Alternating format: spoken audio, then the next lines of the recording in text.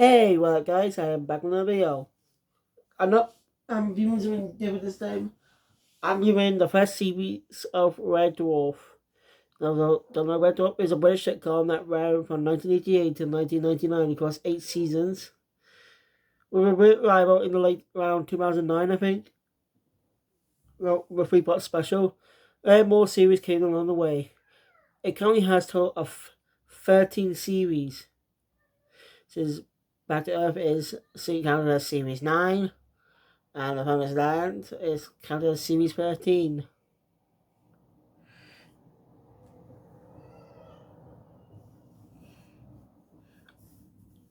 I would say you can watch our BBC iPlayer, but as a problem, only Series 1 through 8 are available on there. So Series 9 to 13 aren't separately, which is odd. I do actually can't understand that one. As you don't know, the BBC had it was Red Dwarf aired on the BBC from 1988 to 1999. But after that ended, and it was eventually brought back on the UK channel called Dave. I even acknowledge the name similarities in the Back to Earth special.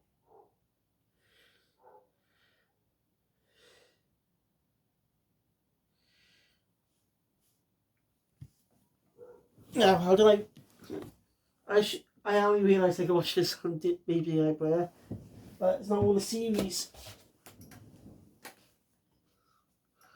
This is the complete Blu-ray part 1 of it anyway. The other one's just over there. See, these are very expensive. These are pretty expensive to get. Those were one. Very cool. Even comes with this bin. Bonus disc, body snatcher plus extras. I don't get it. Maybe check this out sometime. See why it's like. See any of them will. I gotta once I complete the couple of ways. I'll check this out. I'll check this out. I think about this the series 3 or 4 episode. I can't remember which one it was on, but I think it came from series 3. Lister remember switch bodies. It's a whole thing. Oh, well, I made 2 attempts to review Red Dwarf in the past. One was a series review, complete series review like this one. The other was an episode review. I thought I'd do series review properly this time since I'm got more stuff. Since this is why I've been now. So, yeah. If you want more detailed episodes, I recommend checking out YouTuber Cybercat's videos of Red Dwarf. They're actually pretty interesting if you're a fan. I just want to respect it from America reacting to a British sitcom. So I recommend you check those videos out because they are pretty fun. But if you're not caught up with the series and want to watch it before it, the best way to watch it is to literally just import series 10 to 13 and use a VPN for BBC iPlayer if you live outside the UK, that is. That's what I meant. If you live outside the UK, you can import the DVD and Blu-rays to it's easy. I'm going to tell you how I got into Red Dwarf. Yes, I remember watching it a few years ago.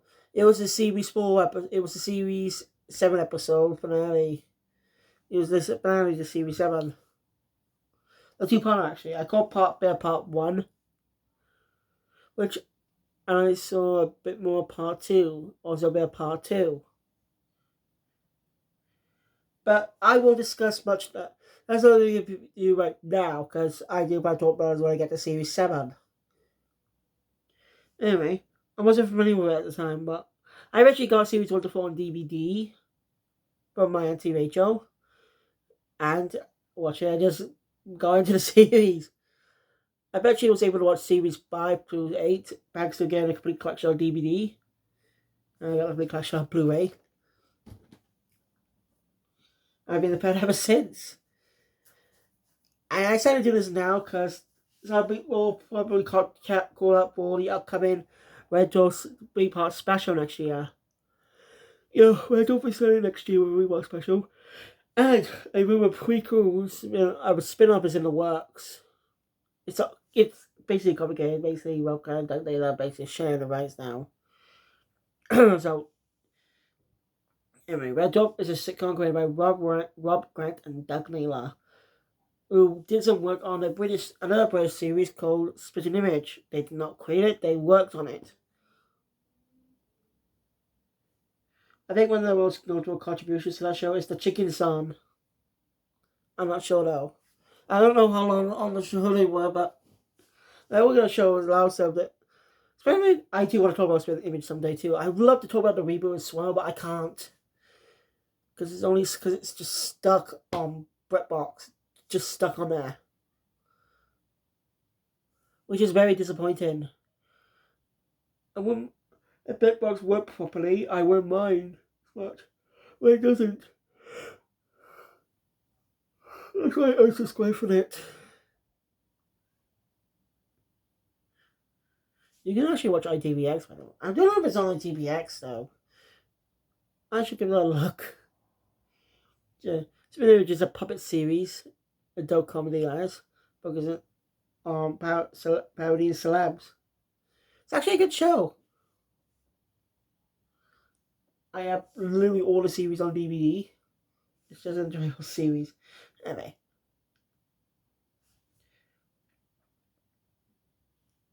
So there's a whole. I actually remember there was a 3-part documentary about the history of Red Dwarf.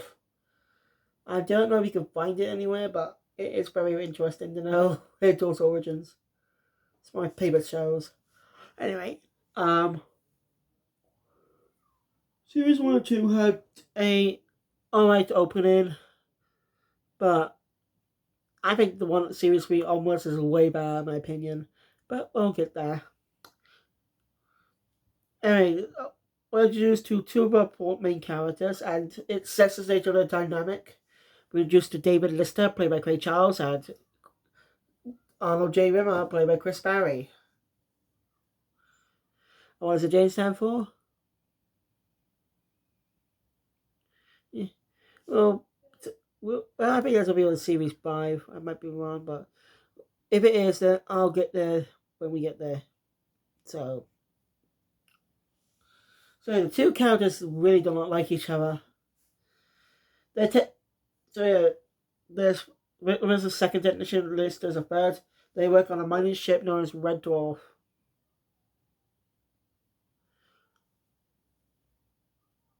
Those two really do not like each other. And when Alyssa just makes it out to annoy, makes us most at times them. Okay, Alyssa sometimes just tries to annoy Rimmer.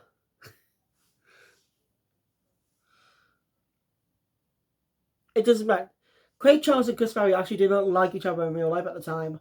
Allowed their interactions on the show to be more authentic. But these days they're kind of they're friends now. But they still managed to recreate that. They still managed to recreate that icon. That's Spencer.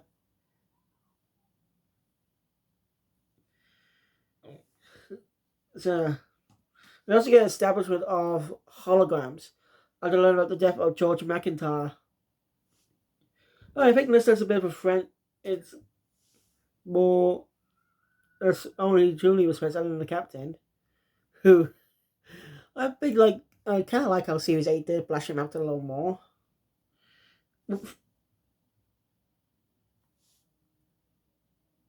I wonder what people's reaction was when they watched this episode all the way back in 1988. When they first watched this episode. So episode 1 is titled The End. And George McIntyre is dead, but he gets brought back as a hologram. As we get the whole and back that Holly, the ship's computer, who's played by Norman Lovett, can only sustain one hologram. We also meet Lister's mates. And his love interest, Christy Kachowski, which is played by Claire Grogan, for 6 series. Why I say originally? We'll get there, and there's a theory about that too. And actually, a real good theory too.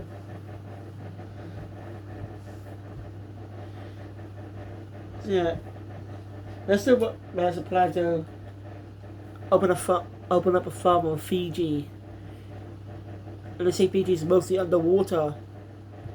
So this takes place in the future. So obviously this takes place in sometime in the future. Because I do not know if Fiji is like that and stuff, but still.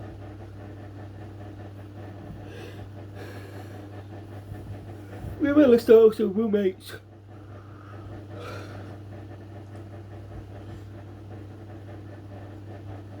Anyway, Lister is a turning but he keeps a cat on board. He calls Frankenstein. She's a pregnant cat. As he says a little bit later, he found her on Titan, one of Jupiter's moons. I think.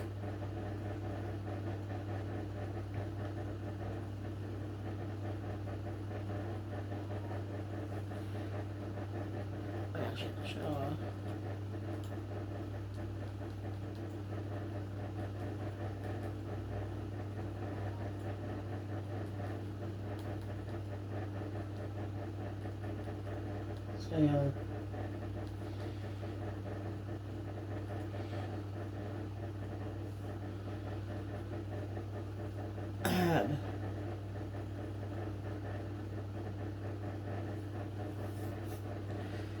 so remember, anyway, this one's again busted with it, smuggling a cat. Guess this is not the brightest, not the sharpest tool in the shed. Well, he gets sent to suspended animation. Oh wait, I think Lister considers Tom Hunter a friend who's superior, but it's a little nicer once we get. Shame we don't see him again.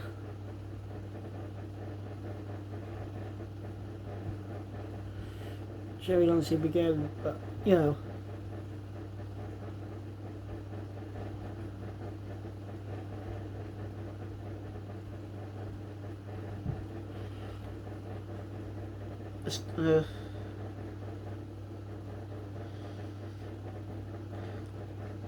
So now, let's just go to suspended animation. He's supposed to be there for 8 weeks, I think.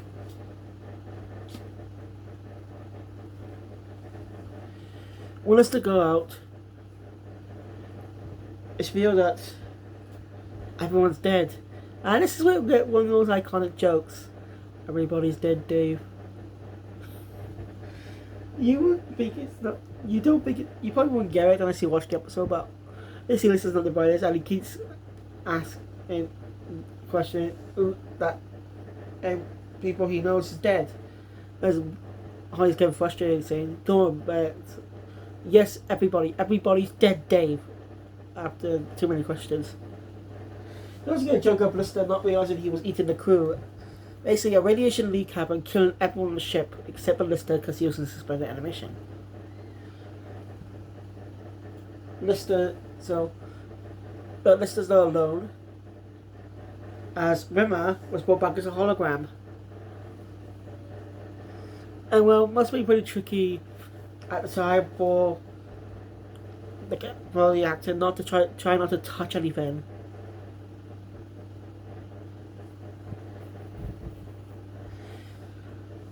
Actually, Series 6 actually resolves that issue. They have 5 series. Yeah, so it was something pretty tough for Chris Barry not to touch anything. Since again, holograms can't touch anything, they're not hard beings and stuff. Making like the Force Ghost in Star Wars. Which was only 11 years old at the time. At that point, all the Star Wars films came out. Star Wars came out 1977 to 1983, I think. 5 years prior.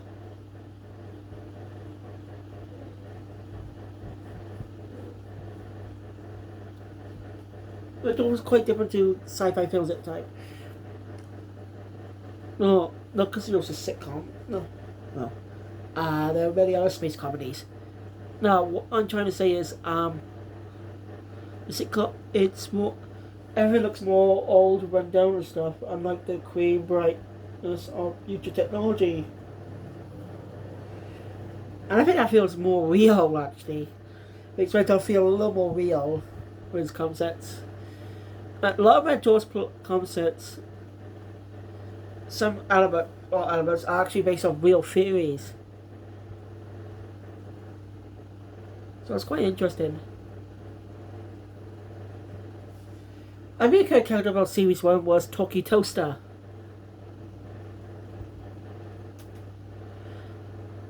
Of course, he's never seen again after Series 2. Up until Series 4 or 5. I think it was 4. What? And gets a voice replacement too. But we'll get there because that voice requires more knowledge on his previous Red Dwarf role. So anyway, we're still going to find out that there's another being on board. We're introduced to Cat, played by Danny John Jules.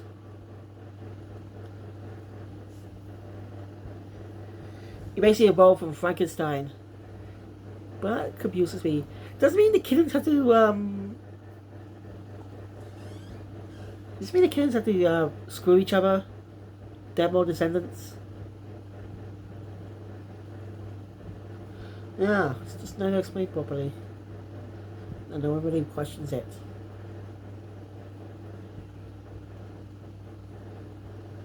Anyway, when the cats have a god, big Lister's their god, and Cat doesn't even realise Lister's the god. Cloister.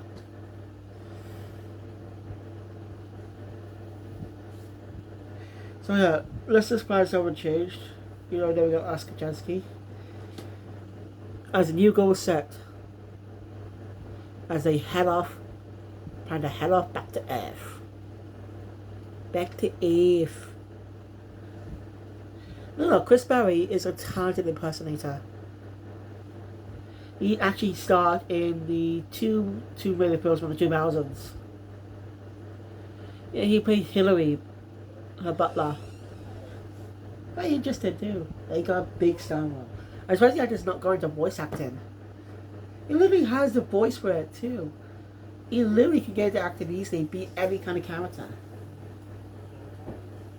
I guess as long as Ben. I don't know. Alright. Alright, we get. So, some reason the standard formula for ballistic cars is a 6-episode structure. I don't know why. Episode 2 is called Future Echoes. It's basically it's a future. As you see, echoes of the future. But and it's a mystery about how did Lister get 2 babies on board the ship? Because it's important in Series 2. Well, certainly the Series 2 finale. As Lister said, but it'll be a laugh finding out. Which is not for him. Episode 3, Balance of Power.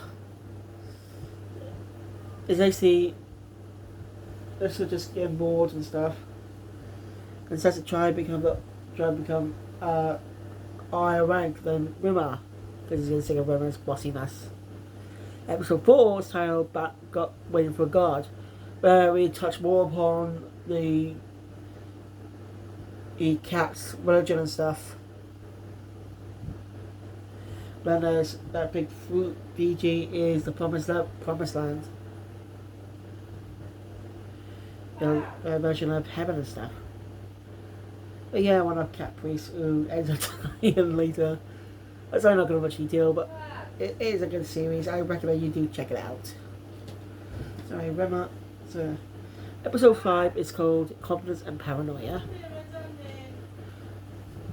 And basically, listeners plays that into a quarters that are not going to be decontaminated yet. Thanks to Rema is not actually doing anything. Of course, it's been Lister's usage become physical in a way. and that about creating his confidence and paranoia. Basically, the parts of you that making decisions, like you can't do what you do, but like when you ask a girl out on a date, want to ask a girl out, you feel confident, but your paranoia sometimes weighs you down. Because weight of rejection and stuff. That's what it is. Anyway, I've not mentioned, also this actor is Mac McDonald. He's actually an American, as you can tell by his accent. So, alright, Cats running for these different suits every episode, except for episode 5. Until the last half episode 5, that is. Yeah. I say Hollis is a fun character in his own right.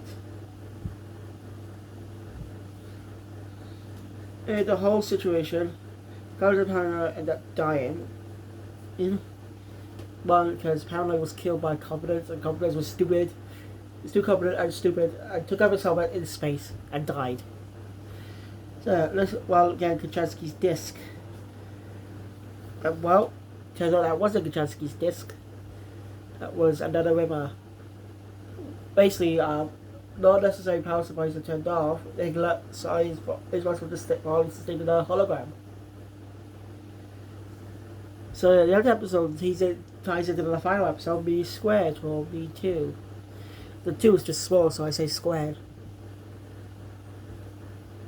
Now there are 2 rimmers. Didn't seem good. Happy for him. Vince going from that. As the common chorus you see with this character, he hates himself. Ends up arguing with his copy. All the sir wants to know about gazpacho soup after fully finished rimmer recording his own death. I'm not gonna go over that, it's just some funny end bit. Yep, and basically the other rimmers are erased.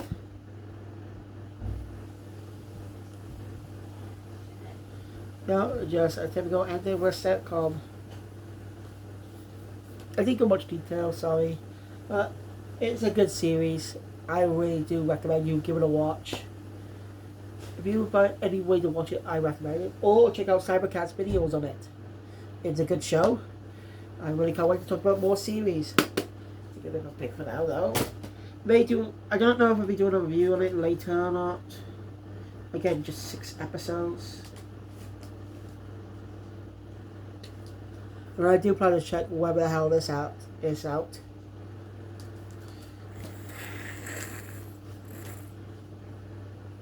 I was hoping to review this last night, but I probably could when I was reviewing Resident Evil 5. If you see that video, you probably understand why. I was really pissed about it. Because I was almost fucking finished too. Almost finished.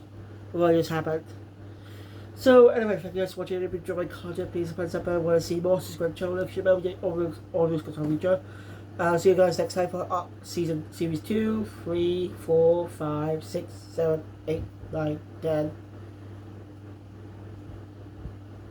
11, 12, and 13. The rest of the series. But series 9 can be viewed like a movie. That's the director's cut version. So, I'll see you guys next time. Cybermaster out.